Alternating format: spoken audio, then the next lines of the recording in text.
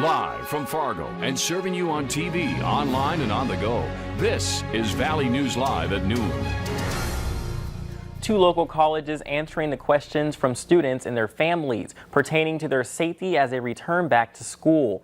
This will be done in a questioning and answering format over Zoom. Now, starting with Minnesota State University, their 12-page return to campus plan has been broken down into 6 categories. To break this down further, everyone on campus is required to wear a mask. Self-screening services will be placed at entrances, classrooms, and labs. If students happen to be positive with COVID-19, they will work directly with the Dean of Students' office to get their absences approved, notified employees, and coordinate support services. Staff says they are still planning to reopen their offices, departments, and programs before or on August 17th. Now over to the University of North Dakota, they will have a primary entrance and exit, provide hand sanitizer and wet wipe stations. Signs will be displayed to limit hallway congestion and crowding. In classroom settings, staff will be physically distanced behind a marked area and plexiglass shield. We will update with the start date once we receive it, but we know that both meetings are set to begin at 6 p.m. and can be found on our VNL News app or both campuses' Facebook pages. One person killed and another injured after a collision into a tree this morning. Fargo police states that the vehicle was traveling westbound on the 400 block of 11th Avenue North around 6:03 this morning. The man was declared deceased on scene, and the woman was taken to the hospital for unknown injuries. Fargo police is still investigating for the cause and if speed or alcohol played any factors. Well, it looks like we are preparing for another stormy weather week. Let's check in with meteorologist Lisa Green. Good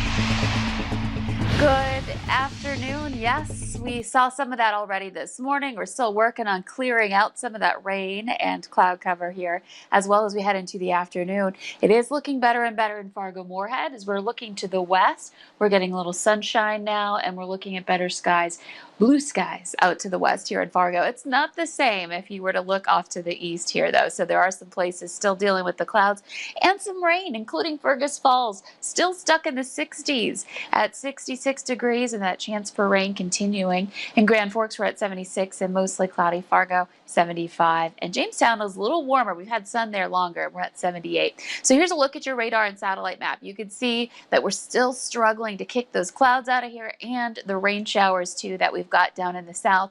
This is mainly in Otter Tail County, back to Wadena County and up toward Park Rapids. Eventually it will move on as it continues to swirl off to the east and we will see hopefully a little more sunshine there today, but it is going to have some impacts on your temperatures, more into the 70s here for the afternoon. And then heading into the rest of the valley, we're looking at some low to mid 80s. You see that little thunderstorm cloud? We can't throw out the chance for an isolated thunder shower as we head into this evening. We're going to talk more about that and organized storms heading our way too for the end of the week. All that coming up in a bit.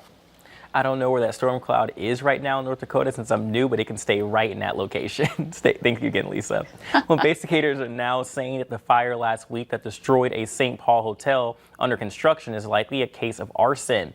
They made their determination after investigating the scene, reviewing video footage, and talking to witnesses. Fire crews spent 4 days checking the rubble for human remains, but didn't find any, and there's no who's accounted for.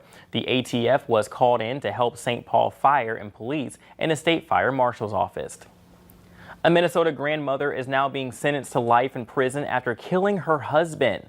Lois Reese pleaded guilty yesterday to murdering her husband, David, back in 2018 in their Blooming Prairie home. She was on the run for a month before U.S. Marshals caught up with her in South Padre Island, Texas.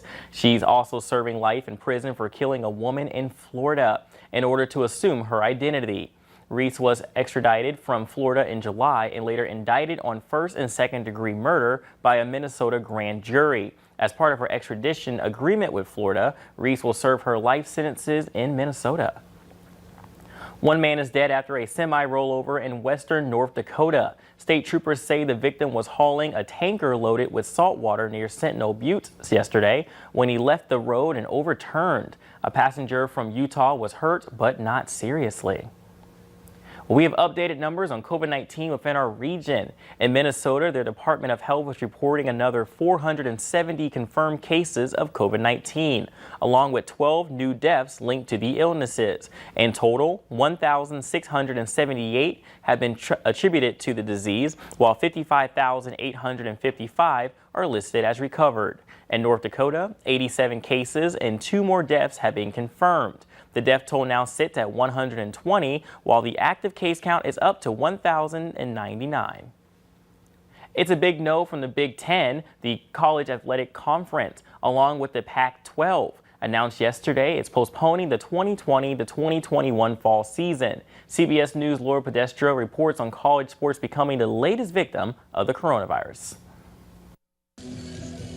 26 colleges, including football powerhouses like Ohio State, Wisconsin, and Michigan in the Big Ten, and Oregon, Stanford, and USC in the Pac-12, are sacking their fall seasons. There's too much uncertainty. Big Ten Commissioner Kevin Warren said playing at this stage of the pandemic presented, quote, too much risk.